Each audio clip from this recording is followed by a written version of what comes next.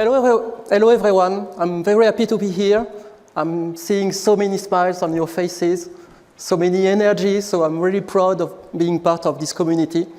My name is Loïc Bréat. I work for Verizon since 2010. I'm head of the PCI practice in EMEA with a lot of QSA in my team, talented QSA in my team. I am QSA since 2009. My first experience in PCI DSS was on PCI DSS 1.1, so it's been a while. And I'm also 3DS QSA. As a QSA, I've done many PCI DSS assessments, gap analysis, audits, compliance, program design, and I know where it hurts. So we all know designing a compliance program is not something straightforward. And during this session, we'll explore the methods to apply a focused, smart approach for a successful PCI 4 transformation program. So here's the agenda. Quick question, does everyone know that PCI 4 has been published some months ago? I think you got the memo, so maybe you have already looked at the PCI standards. Not too late if you had not done that. And during this session, we'll help you manage your transition plan from PCI 3 to PCI 4. We are going to identify the challenges and the traps that should prevent you from being successful in this transformation program. Before I go to the details, I'd like to start with the conclusions. Why not? Because it's possible. If you want to be successful in your PCI 4 compliance program, you need a collection of methods, governance, a strategy, a program design and management. You also need to keep a view on the overall compliance system. You need to define your vision, your strategy. You have to think at both people, process, products/technology layers. And you need to design your PCI controls. So let's first look at what is the problem, what is the challenge of the transition to PCI 4. Let's start with the main three top areas of concern regarding PCI 4. There's a change of the requirements. Many of the controls have been updated. There are new controls, a lot of new controls. There are many more controls that have been fully renumbered, and we have future dated controls. The Council has also introduced into PCI 4 the continuous compliance approach. Basically, there was an attempt in PCI 3 that was the BAU, the business as usual, but it is more important in PCI 4, and you cannot be successful without continuous compliance approach in PCI 4. And the last change in PCI 4 is the compliance validation method. You have the defined approach, and you have the new customized approach, and you have both the hybrid approach. So what I say to all my customers is that PCI 4 is a real new major update. What defines the level of effort that you need in the compliance project? First, the complexity of your environment. If you have some mainframes, it's not the same as if you have legacy systems. Then, the capabilities of your entity. The capabilities to design, to implement, to maintain your control environment. And last, but not the least, the level of priorities that has been assigned to your project, to this compliance project. So if you have the capabilities but you don't have the time, you have the wrong priorities, it won't work, it will fail. So let's deep dive into some metrics from the Verizon Payment Security Report 2022. The first category is the 4 requirements that has always performed the best. This is the crème de la crème. Requirements 7, 4, 5, and 9 are the best, the easiest one to maintain. They are running so well, so that's great as an auditor to evaluate all these requirements, no problems. The second category is the so-so requirement, the one that are not very good, where customers are not very bad. They are performing so-so, so requirements 3, 8, 1, and 2. And 70% of organizations maintain these requirements up to date from one assessment to another. This one reminds me a famous Italian movie, The Good, the Bad, the Ugly.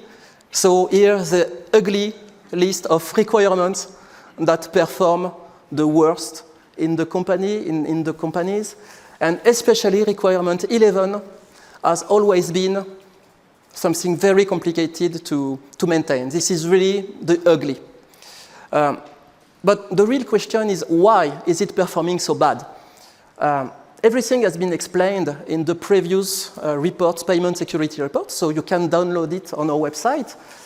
But we'll see with the next slide why it performs so bad. This is a wrap-up of the metrics. Again, everything has been explained in the Verizon PSR. And you can see the metrics from 2015. I would say I will go quickly on this one, but this is the why everything is performing so bad. I would say symptoms are addressed with quick wins, and there's a lack of long-term attention. And yes, let's keep it secret. There's also some last-minute work when the QSA is on site. So don't be surprised. I know you know when the QSA comes, everything starts to be managed for the compliance to be successful. No, the most important is really in the compliance program, the lack of vision, the lack of the why our organization going into a PCI program. So what is the strategy? What is the method? Some companies perform very well in maintaining a compliance program. So there is a solution. Everything is not lost. And let's find it out. So the PCI compliance program needs a focus on what really matters. So you need to know the why, the what, and the how. The why is, do you know why you are going to PCI? The what is, do you know what is the strategy to achieve your goals? And the how is how to execute that strategy into operational items. If you don't have a clear answer on all of these items, your program will fail. This one is an extract from Wikipedia on the light-heartedly project. This is a word that I learned during preparing this meeting, light-heartedly project. And maybe it reminds you some project at your organizations. First, the project starts, everyone is enthusiastic. Then there's disillusionment comes in when reality hits, and panic starts to set in. After that, there's a search for the guilty, punishment of the innocent, and praise of people that have not participated and have stepped back from the project. So if you recognize your organization into that project description, don't panic, we're here to help. So we've seen the problem, now let's move to the solutions to achieve PCI 4 with success and style. You have to avoid 7 traps that many customers, many organizations fall in. The why, the no commitment on investment and strategic support. Resources are also not unlimited, so we all know we need people to make things work. If you don't have the people, compliance won't do it by magic. The what, you are prioritizing the wrong elements. The capabilities, you have a low maturity on security, you have no continuous improvement model, so it won't work. And finally, the communication and culture constraints that may vary from one region or country to another. Again, PCI is all about continuous improvement since the beginning, and thanks to the PCI community meeting, the PCI standards, with PCI 4, continuous improvement is really written on the standard and is really a key element of the standard. So a PCI compliance program needs resource, governance to make it work, needs executive commitment and support from your executive levels, a strategy, and, of course, a business model. Oh, sorry.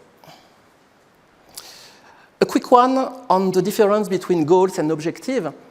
You have to define both of these items before moving forward. Goals are long-term and time-sensitive metrics. They support the strategy. And objectives are smaller, actionable statements with time-bound items and shorter deadlines. That being said, let's move to the program design management. So, the 7 constraints model, what is it?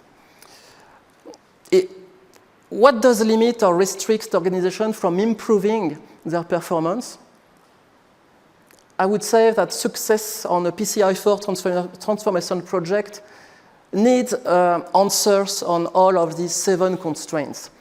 All the organizations all over the world experience most, if not all, of these constraints.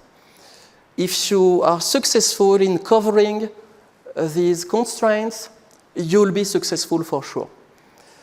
This model has been explained in the Verizon Payment Security Report and in the white paper, so again, you can go download it or just call me back and we'll have a discussion. This slide deck is a little bit scaring, but it's okay, let me explain. The control environment is all about your scope definition, your PCI scope definition, and your compliance scope definition overall.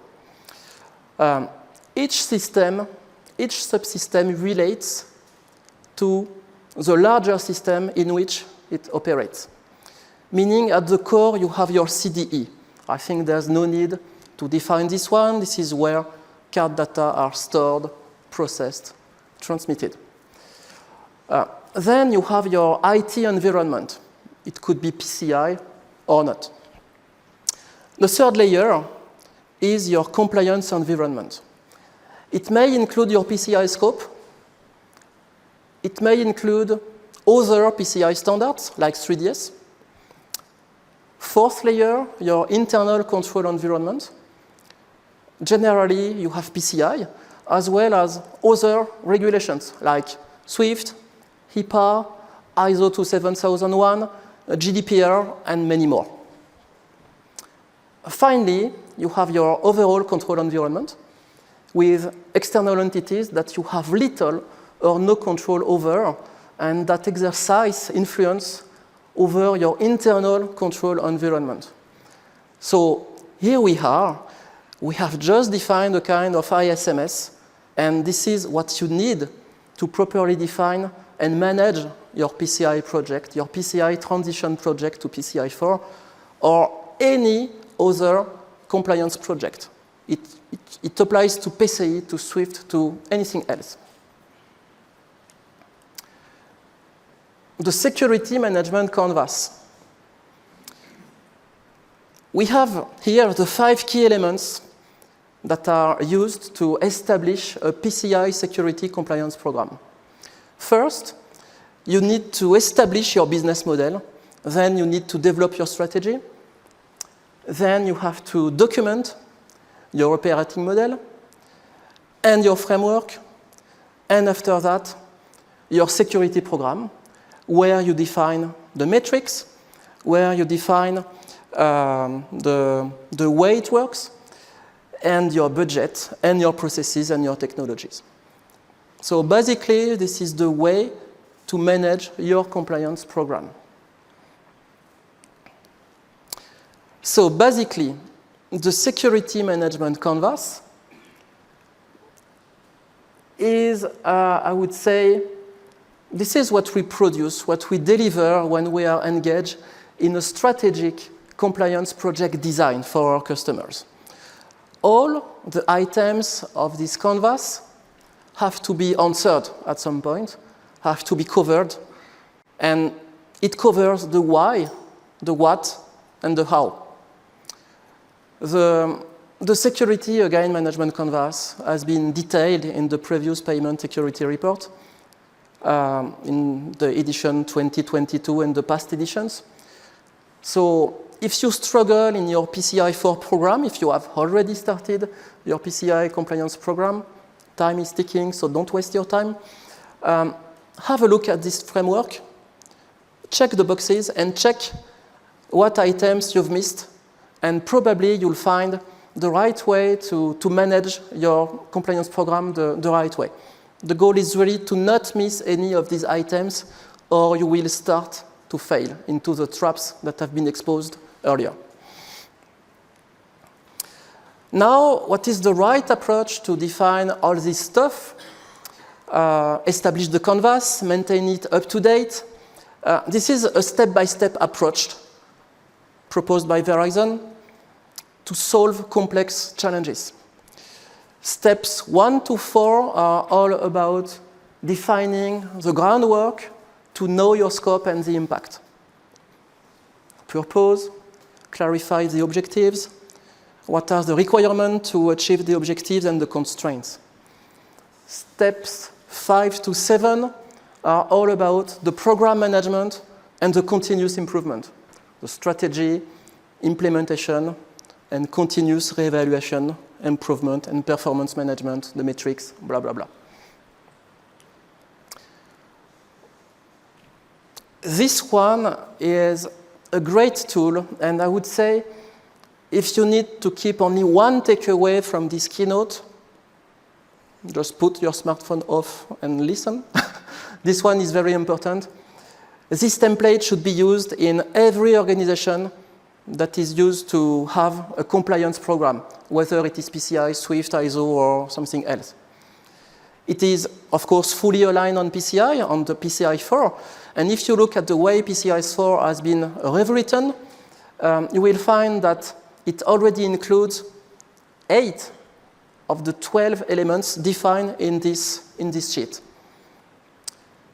So again, you can find out more in our PCI 4 white paper on the Verizon 2022, but the goal is really for you to have one control design sheet for every control, and it will be very useful for your guys, your team, to operate and maintain your PCI compliance from one year to another. So let's wrap up this presentation. The security management canvas that has just been presented is a key tool to manage a compliance project and avoid missing constraints, challenges, and even your goals. You have to be clear with your goals that you want to achieve and those that you want to prioritize. Then you have to move forward to fix the conflicts, the constraints, and keep everything up and running. Remember, success is achieved by design, not by luck. You can be lucky one time, not 2 times. So you can come at our booth. You can send us an email if you need more information.